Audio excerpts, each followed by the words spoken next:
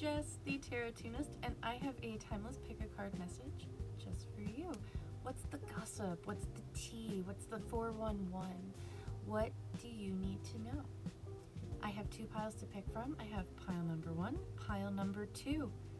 Go with the number that your gut is screaming, and I'll see you at your reading. Toodles! Hey everyone who chose pile number 1. This message is just for you. What I'm seeing for you is that there is somebody that you are connected to, romantic or platonic. This feels strongly romantic. You could be single. I get the majority of you watching this are, but if you're not single, I just get that this is, you crave a deep connection other than romance, just somebody outside of yourself. You could be thinking of an old friend or just even an ex. Even if you're in a relationship, maybe you have a really troubled ex and you're just thinking of them. The truth is that you're wasting your time on this person. They're really not happy. They're miserable. And the truth is that you have a new lover. And I get that you know this. I get that in an intuitive level, you know that you're wasting your time with somebody. They could be a water or a air sign person. I also get that something to do with their eyes. Maybe they just had an eye checkup. Maybe they got new glasses. And I also get that they could work in sales or something where they have to kind of sell themselves every day, and they're good at it. They're very charming, I get.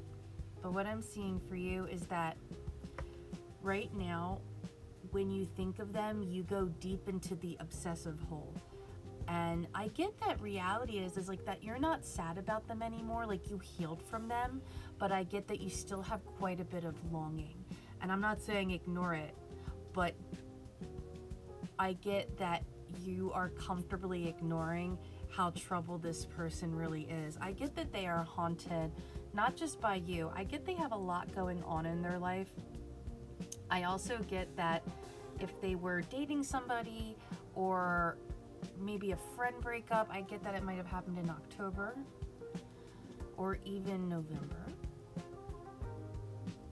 But what I'm getting is that they're really haunted, not just by the trauma that we all get in life, but I get that they are really haunted with how they treated you. They realize that this is the side effect of treating people this way. I just get that they are really getting kind of like their dues. Everyone pays their dues. And I'm seeing that you're like this, you're this little kitty. Don't ignore the fact that you created a lot of comfort for yourself and that this was no joke. You really had to work hard and a lot of self-love to get over this breakup. But what I would say to you is that you don't have to stop thinking about them, but don't put the rose-colored glasses on. Take them off. I love that these are pink. Take them off and be like, I love them, I care about them, but I can't ignore the fact that they don't have a job or they have an active addiction or whatever the case may be. So I hope that helped. Until next time, love you, toodles. Hey everyone who chose pile number 2. This message is just for you.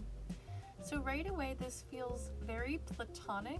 This also could be a family member. I keep wanting to say father. So this could be your dad. I also get this could be brother. This could be an ex, a friend, male or female, that uses their size, their status, their money, whatever it is that gives them power. They put it on full display because that's all they have on the inside. I get that they really care about appearances.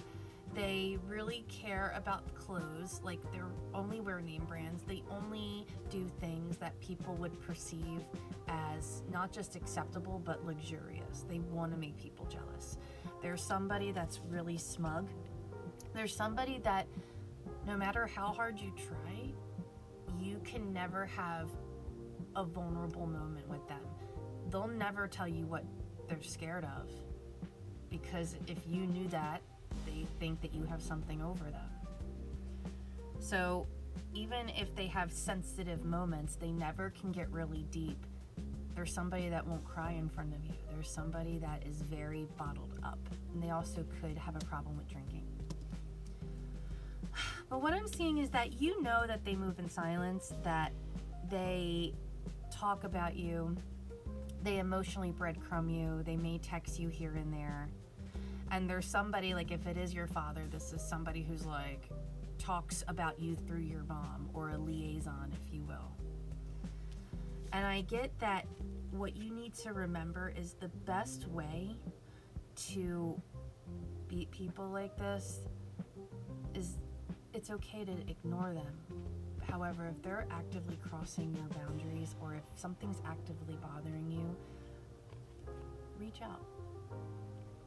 I get that outside of this connection, I get that you have been doing that more than ever. You've been like, hey, this actually is bothering me.